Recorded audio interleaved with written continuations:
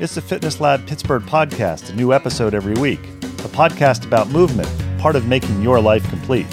Fitness Lab Pittsburgh, aka FitLabPGH, brings you interviews with people in the Pittsburgh area who understand movement is part of what makes life complete. Looking for a new movement idea or just want to hear interesting stories about people who make movement a priority? This is the podcast for you. Whether you consider the gym, dojo, or fitness studio your third place, or just want to learn more about movement, activity, and fitness to enhance your life, give FitLabPGH a listen. We interview locals in the Pittsburgh area who make Pittsburgh a great place to move. Subscribe to us on Apple Podcasts, Stitcher, or Google Play, or check out our website for other subscription options. Subscribing is free and gives you notifications when we release new episodes.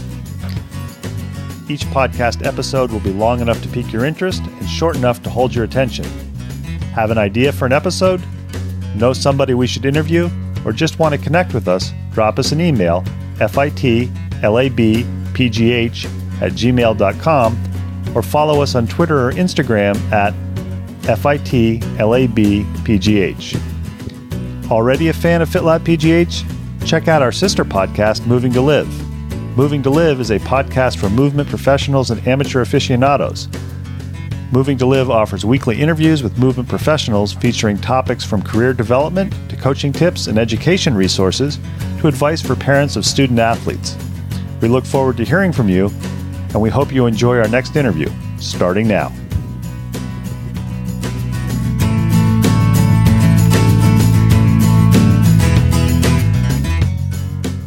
FitLabPGH is back with another podcast interview. It's another interview in a coffee shop, and I have not told today's guests, again, that the pressure is on them because every time I do an interview in a coffee shop, it's a good interview. We are in Biddle's Escape, and we are talking to Dana O'Connor and Mark Smith, who are the owners of Pittsburgher Highland Farm. They do grass-fed beef, bone broth, and I think they'll tell us about a few other things. We're going to find out exactly what grass-fed beef is, what bone broth is, and why people, if they eat beef, should consider eating grass-fed beef. So Mark, Dana, thanks for taking time to talk to FitLabPGH. Thanks for having us. Thank you, yes. I always start out my FitLabPGH interviews by asking people, are you a Pittsburgh native? If so, why are you still here? If not, what brought you here? And we'll start with you, Dana. I am a Pittsburgh native. I grew up in the South Hills. I left for a few years and realized what a great city Pittsburgh was, so I ended up coming back. And what about you, Mark? Kind of. I grew up on a dairy farm about 100 miles north and moved to Pittsburgh right out of college, actually. I got a job in commercial real estate. Did that for 30 years or so. Still do some of that, but started raising grass-fed beef about 10 years ago. And I guess the question people listening to this are going to wonder is, how do you raise grass-fed beef in Pittsburgh? Don't they have an ordinance against that? Our farm is in New Stanton, which is about 30 miles southeast of Pittsburgh. We actually have 3 farms that we rent there. And FitLab Pittsburgh is a podcast about movement. I'm curious, other than chasing the Highland cows around and things like that, are you a mover, Mark? Do you do some sort of activity on a regular basis? I do, actually. I'm a runner. Try to stay as active as I can, as time and weather permits, I guess. I still live in the city. I live not too far from here, actually. And so I do most of that nearby. But I don't know that I'm a fitness nut, but I try to keep it together. Were you active growing up? Did you play sports growing up, or was the activity just working on the farm? Not really. The dairy farm kept me from being able to do much of anything outside of being a dairy farm boy. And I think anybody who's worked on a farm would realize that hucking hay bales around counts as a workout. It does indeed. I'm curious then, what brought you to running? Because that's not typically something that people say, I'm going to run. I'm not sure. I guess as I entered my 30s, I started to take health and fitness and diet actually more seriously.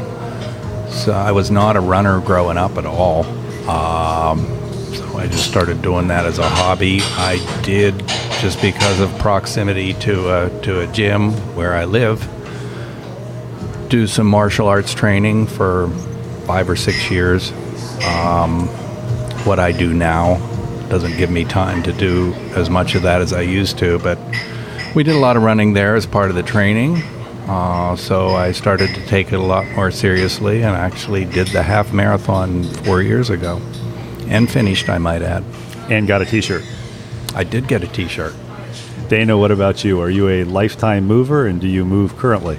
I can't say I'm a lifetime mover. I did not play sports growing up, but I am a runner. I started running when I was about 30 years old. So as an adult, it was when I had young kids, it was sometimes the only time I got out of the house. Been running since then and love it. It's my primary thing. I mean, do other things, but that's my favorite thing to do. Have you had any running race that you've done that's your favorite one when you're sitting around and you want to brag to somebody? I mean, I did the half marathon. That's probably the longest race I've done. But I kind of retired from racing about 5 years ago. Kept getting injured. And my question for both of you is still related to movement, starting with you, Dana. Any movement-related activity that's on your bucket list, maybe when the farm gets less busy or you're able to travel someplace that you want to do? I'd like to try hiking. My children are into hiking, and they are always telling me how wonderful it is. So that's something that I want to learn how to do or to try doing, yeah. And Mark, what about you? I'd love to bike the Great Allegheny Passage from Pittsburgh to D.C. if I could put the 3 to 5 days together necessary to do that. That's a challenge. You sound like me. I'd like to do that too, but it's finding the 3 to 5 days. So I want to find out more about Pittsburgher Highland Farms. What is Pittsburgher Highland Farms? We're sitting here in a coffee shop. Mark's got a nice hooded sweatshirt on. Somebody walks in and looks at it and says, "What the heck is that?" What do you tell them? We're a grass-fed beef farm. For me, it started as a hobby. Again, my interest, I guess, in healthy eating sort of evolved 15 years ago or so. Even looked at the possibility of doing a healthy hamburger restaurant here in Pittsburgh. Kind of came number one, I guess, out of my interest in healthy eating and healthy beef, having grown up on a dairy farm. I knew what I knew, which was very conventional. So I started to explore what grass-fed beef was all about, and I also started to explore breeds of cattle that lend themselves to a grass-fed diet. For people who don't understand, what is conventional? Conventional is the conventional approach to agriculture, which evolved in this country more or less after World War II. Revolves around, at least in the beef industry, it revolves around a fast-growth, high-fat diet for livestock, which in the United States includes a lot of grain and corn. And grass and forages become a supplement. Grass-fed beef, in its purest form, is just the opposite of that. Grass and forages are the primary diet, and in a pure operation like ours, the livestock don't get any grain or corn at all.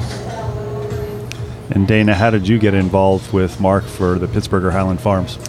My family had started buying from him about 7 or 8 years ago in an effort to sort of clean up our diet. I was suffering from an autoimmune disorder that wasn't getting any better with conventional treatment, standard medical treatment. So someone had suggested that if I try changing my diet and eating whole foods and organic and grass-fed, that it might help. And so we'd started buying from him.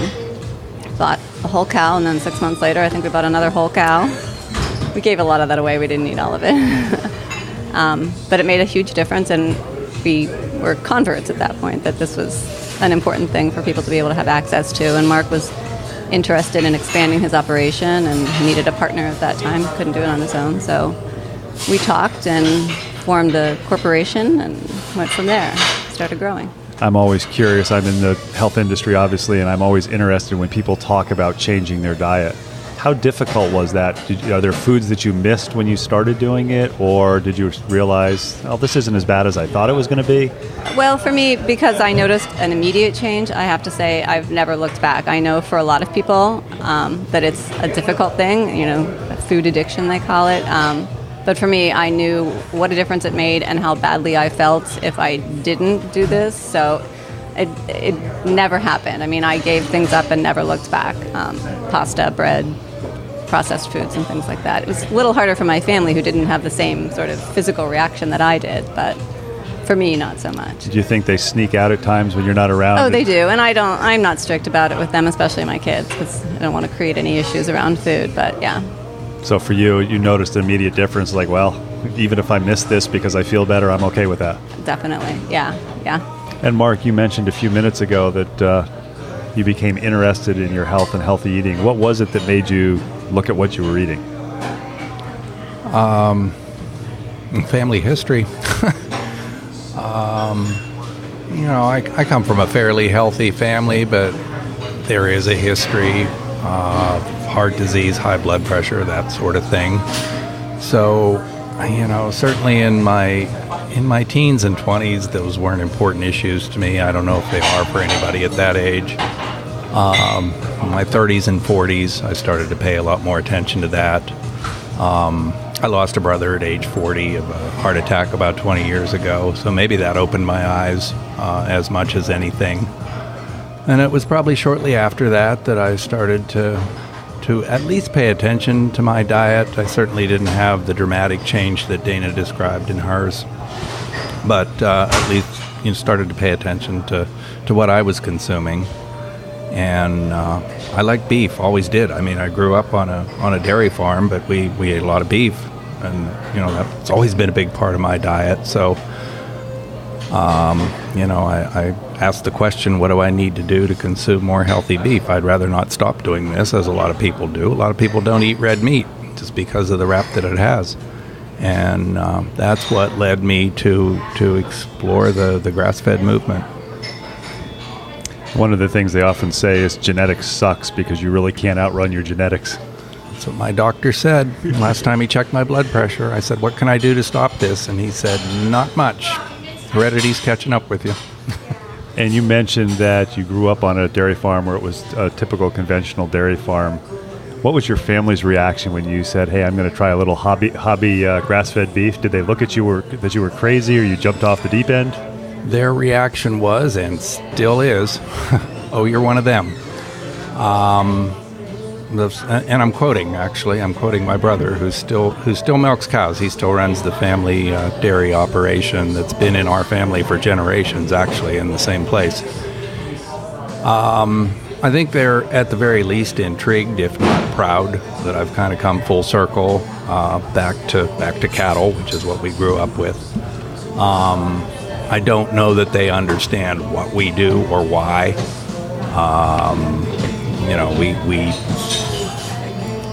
Our audience is primarily urban, and it's an audience that's looking for healthy beef. In most cases, they're looking specifically for grass-fed beef, and in most cases, they want to know that it's 100% grass-fed, that we don't cut any corners. And I think when I explain it to them that way, they might have a better picture of it than I'm just doing this because, I've turned into some kind of a hippie farmer or something like that. But they may not get it, but I think they're intrigued that I do it.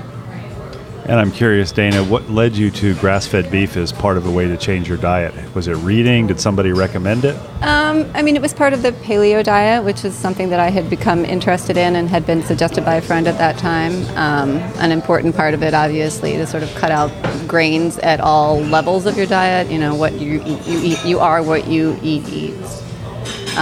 So that, made a big difference and impression on me. And then I realized how important what he was doing was to the rest of the world, to change sort of the paradigm of beef production, that it's really only in the U.S. that we have this industrial production method. So knowing that was something that we could possibly change was important to me.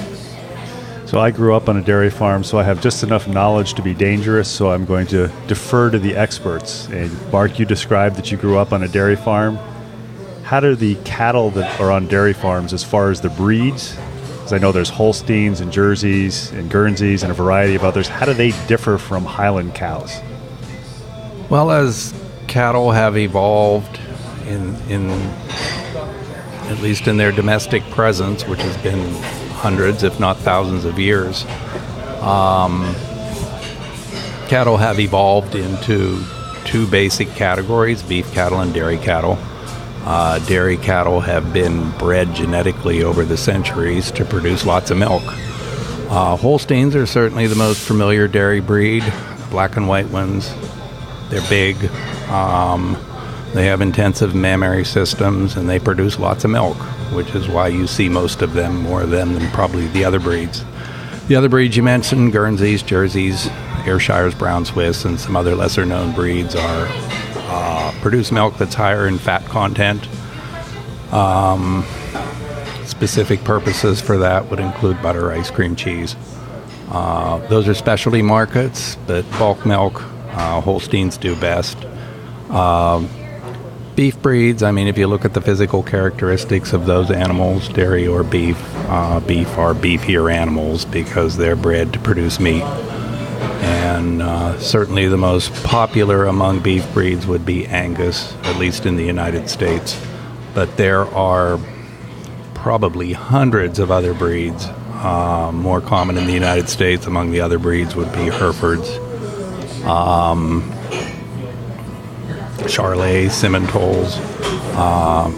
Highlands that we raise are not a huge part of the market for a variety of reasons.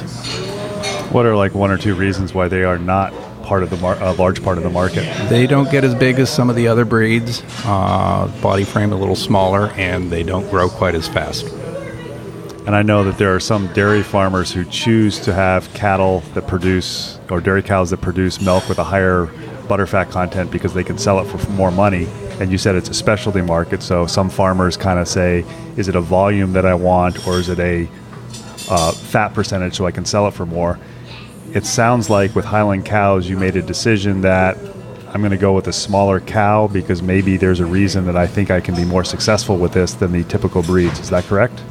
That's correct. It kind of boils down to our market, which is not like every other beef producer's market. Markets vary. We sell primarily to an urban audience. I would say that 95, if not more, % of our customers are city folks. And they're not looking for huge steaks. They want lean cuts of beef. And Highland cattle as a breed lend themselves to both, really. And I know on your website, when I Googled when I was looking for grass-fed beef, I guess it was last spring, you had a very good description on there on Highland cattle and how, this is not the correct word. Yes, it is. How hardy they are in rough conditions, snowy conditions because of their fur or hide. If you could talk about that a little bit. Absolutely. I have a good friend and colleague in the business who raises both Angus and Highland cattle. Most of what he sells for beef are Angus or some cross between Angus and Highlands. He likes the Angus for the size. He's not a grass-fed grower like we are. So he does feed some corn, although his cattle do live on pasture for most of their lives. He described it such that Angus are the breed we made them. We as they've evolved over the years, we've bred them to be larger, we bred them to grow fast, and we bred them to do well on corns and grains. And we bred the horns out of them so that they cram nicely into feedlots and trailers and all that sort of thing. They sort of lend themselves to the commodity market. Highlands are the opposite of all that. They haven't changed a bit. They are the same animal that evolved in northern Scotland many centuries ago. So I like to say that they're as close to nature as you're going to find in a domestic cattle breed. They look like they did 150 years ago. They look almost like woolly mammoths with giant horns. We've had folks mistake them for a lot of beasts. Yaks. Bison, yaks, you name it. When you were first starting to look at the various breeds, was this a conscious choice based on your research that said, hey, I want Highland cows? It was indeed. Of course, when I started, I only had a few animals, like probably averaged 10 or a dozen animals, and just did this more or less as a hobby. I still had my day job at the time. And so I didn't have a lot of time to devote to this. So Highlands given grass and water will survive. I'm convinced that if the human race ceased to exist tomorrow, Highland cattle, above all other breeds, would survive quite nicely on their own. They'd find their way around and find a way to survive. I'm not sure that's true of all breeds. Maybe it is, maybe it isn't. Well, there's some very nice lawns in various cities, so they'd have some very nice grass to eat. Absolutely. And they actually, they lend themselves to a grass-fed diet, even if they've been raised on grain. Highlands are great foragers. I won't say they'll eat anything. In fact, if I make them eat anything, I'm probably not treating them right. I want them to have good stuff. But if you turn them loose in a brushy paddock, they'll eat what's there, and they'll convert it quite efficiently into beef. And I think that's an important attribute. And Angus, for instance, and I'm quoting some fellow breeders that raise Angus as well, will eat twice as much. They need to consume twice as much feed to produce the beef that they do. Granted, they are bigger animals, and their body size is much bigger than a Highland, but they have to eat a lot to get there too.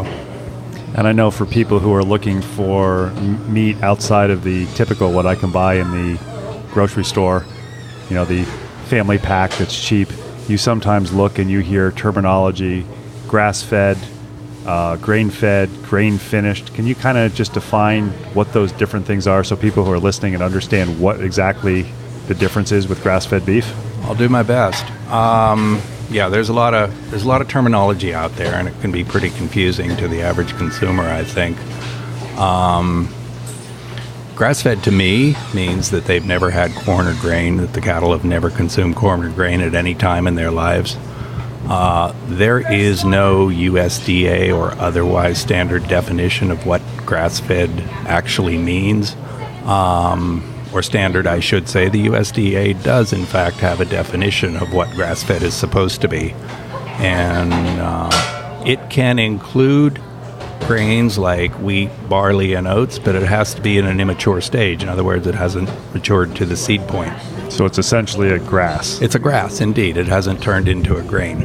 And that's even true of corn. Corn is, in fact, a legume, which is an offshoot of grass, until it reaches maturity and develops ears and kernels. I know some people are listening to this and it's like, well, why do I want grass-fed beef? What's wrong with the traditional beef that I can get in the grocery store? Because I go to the farmer's market, or sometimes they have it in the grocery store, and it's really expensive compared to the other stuff. It is expensive because it takes longer to grow cattle on grass alone than it does on grain, which is why most farmers feed grain. So you get a Highland cow, it produces a male calf, and you're going to raise that up to eventually harvest for grass-fed beef. That's correct. How old is the well, it's not a calf at that point, but how old when it is butchered for beef? For Highlands, the average butcher age on grass alone is between 30 and 36 months. The average butcher age in the United States, by comparison, is 12 to 14 months. So it takes our guys a couple of years to get there. And I know the time frame adds a cost to it. Is it cheaper to feed grass than grain, or is it more expensive with grass because it's a longer period of time and there are certain months of the year where there is no grass and you have to feed hay? The part that gets expensive in this part of the country is feeding hay. Grass is definitely cheaper if you have enough of it, if you have enough acreage to do that, and of course you have to make that happen. And to raise quality beef, you have to have abundant sources of quality grass, and you have to do quality hay. We buy all of our hay, so that certainly adds an expense. With an average butcher age of 30 months or a little longer, we have to take our cattle through 2 winters. That's 2 winters worth of hay that we have to buy for them. So, I think we work pretty hard to keep our prices competitive relative to other grass-fed beef growers, but it's still a challenge. And again, given the audience that we have, the urban audience, I don't know that that's been a roadblock to our success. We have very few people that complain about our price, but it can be and has been at times. And I know I can say this as somebody who purchased beef from you before interviewing you. I paid full price. Your beef was leaner than any other grass-fed beef that I bought in the Pittsburgh area. Well, Highlands are lean to begin with. Even on grain, they're leaner than other breeds, and a lot of that just has to do with their evolution and characteristics. I mean, they're furry animals. They have a pretty shaggy coat, more than any other breed, and that is their insulation to get through winter and cold weather. They withstand cold. I mean, the weather we're looking at outside right now is the weather they enjoy, whether we like it or not. They can certainly withstand extreme cold temperatures, and they can withstand extreme hot temperatures because of that fur. And that fur keeps them from having to have that extra layer of fat that other breeds do have. That's the leanness. We're talking to Dana O'Connor and Mark Smith of Pittsburgher Highland Farms. I realize the one thing we have not commented or touched upon is the fact is why people would want to eat grass-fed beef. I mean, I could say I like to eat it personally. I mean, obviously I'm concerned about my health, but to me it tastes better because I like leaner beef. But some people like that fat. They like to go to a steakhouse or get that big wad of fat on it.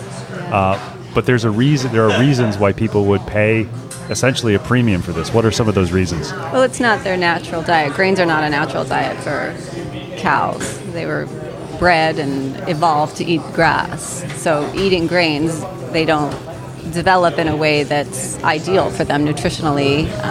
It's not ideal for their health. It's not ideal for their environment. So you're paying for a couple of things. It has a better nutritional profile, grass-fed beef. The fat in it is natural. You're certainly encouraged to eat the fat that comes with the beef. It has more CLA, conjugated linoleic acid. It also has more vitamins and minerals in it than you would get in a grain-fed animal. And a lot less fat. Big emphasis on that. Yeah, if I can just chime in with another thing, there's a lot of discussion in the last several years about carbon footprint, and Dana touched on the health of the animal on grass and legumes like they're supposed to have versus grain and corn, which has ruminants they really aren't supposed to have. That's something that human beings invented largely after World War II to fatten them up quickly.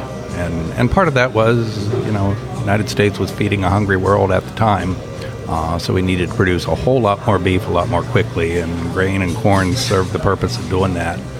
But the carbon footprint necessary to feed the average beef animal for a lifetime on grain and corn is, just think about it, significantly larger. The amount of equipment and fossil fuels necessary to harvest grain and corn that goes into livestock. I don't know the exact numbers, but the vast percentage of corn produced in the United States goes into livestock. It isn't for human consumption. And, there's a reason for all that. And you think about cattle on grass as the idyllic picture that we all have of cattle out there grazing on lush green grass. That's the way it's supposed to be. And I know Dana's had some ideas since she's gone into partnership with you. One of the things that you've introduced, I guess, in the last 4 or 5 months is bone broth. What's bone broth, and how does that play into selling grass-fed beef? Well, we were looking for ways to use the entire animal, which is part of our ethos and part of our mission, is to not waste any parts of the animal. And it is something that's popular right now in the health and fitness world for various reasons. It's a healing food, and I'd been making it for my family for a while, and we'd been giving it away to people who had mentioned. We have a lot of customers that come in with special diets or restrictions and things like that. So we had talked to them about it, and we would give it away, and decided to start making it commercially just because it was so popular. So it's basically a stock that you make from the bones of the animal, which we had been selling and had an abundance of at one point because they didn't sell very well until bone broth came along. And now we run out of them consistently every month, either people buying the bones themselves or buying the bone broth. So we put a commercial kitchen in my basement, and we now make bone broth and sell it. It's frozen. We sell it frozen. We sell it direct to consumer. We sell it out of some stores as well. We cook it for between 48 and 72 hours, just slow cook it on about 250 degrees in a slow cooker with just salt. And that's it. It's a healing food. People buy it by the cup, hot, or they buy it frozen and make things with it. You can use it as a base for rice, for stew, or you can just drink it by the cup, which is what I like to do. I'm curious, when you were making it for your family before you went commercial with it, did you still cook it for 36 to 48 hours? I did, yeah. But you have to with these bones because they're so thick. I mean, chicken bones, you wouldn't have to do that. When I make a chicken stock or a chicken broth, you can only cook it for up to 24 hours because the bones start to fall apart. But because these bones are so thick that you would want to cook it for that long to get all the minerals out of it, yeah, I would. And then I also want to give you an opportunity to talk about, you had a tiny house that is no longer in existence. What was the tiny house for, and what are you trying to do now so that in the future there will be a tiny house again? Tiny houses were something that started to intrigue me, I guess, several years ago. And, of course, I don't live at the farm. As I said, I live just a few blocks from here, so I guess I'm still at least partially a city guy. I do a lot of running around. Probably burn more fossil fuels than I want to just getting around. We do rent 3 farms. They're all pretty close to one another, but still spend a lot of time running back and forth between farms. So my goal when I partnered with Dana, this operation grew significantly, was to be able to spend more time at the farm, including some overnights, and how best to accomplish that. We rent these farms. We don't have any dwellings there. We have a few outbuildings, but we don't have any dwellings there. So I started to pay attention to the tiny house movement, and I thought, maybe this is a low-cost, economical and ecological way to get what I want. So I researched it, found a guy in Arkansas that specializes in building tiny houses, and 3 years ago, I guess it was, we had one built, towed it back here from Arkansas to the farm and parked it. And, I didn't spend as many nights there as I thought I would, and that became something of a disappointment to me. So we started to offer the thing up, I guess, at first to our customers and eventually online through sites like Airbnb and HipCamp to folks that were interested in what we called a tiny house, big farm experience. And maybe to my surprise, it became quite a thing. We had the tiny house was completely off-grid. It was solar-powered, compostable toilet, rain barrel water, that sort of thing. And I just think that was an intriguing thing to most folks, some of whom are our customers, but most of whom weren't. This came from some of them long distances to spend a night or two on the farm at the tiny house. And unfortunately, the thing was toppled by a tornado this past June. So we lost the tiny house. The good news is we're getting another one. In fact, it's under construction as we speak, and we're hoping to have it here in a few weeks. Do they deliver it, or do you have to go down to Arkansas and tow it back? The guy that hauls my cattle for me is going to go get this one for me. I don't want to go through that experience again. So what I see on television where they have the tiny house built and tow it around the country is not something that would be fun for you? Looks good on TV. We've had the good fortune to talk to Dana O'Connor and Mark Smith about Pittsburgher Highland Farms. One final question for the two of you. People are hearing this and they want to try your grass-fed beef. Where do they find it? Mostly on our website, PittsburgherHighlandFarm.com. It has all of our contact information on there, all of our prices, and all of the information about our operation. And we try to be as transparent as possible, but feel free to contact us if you have any questions or need more information. And I know when I first contacted them, I was surprised when Dana said she knew exactly where Finleyville was. We invite anybody who wants to visit the farm as well. Yeah. As Dana said, we're transparent. I want to thank Mark and Dana for taking time to talk to us, explain their business, talking about grass-fed beef. Give them a try if you're looking for a good source of grass-fed beef. Thanks for joining us, guys. Thank you. Thank you.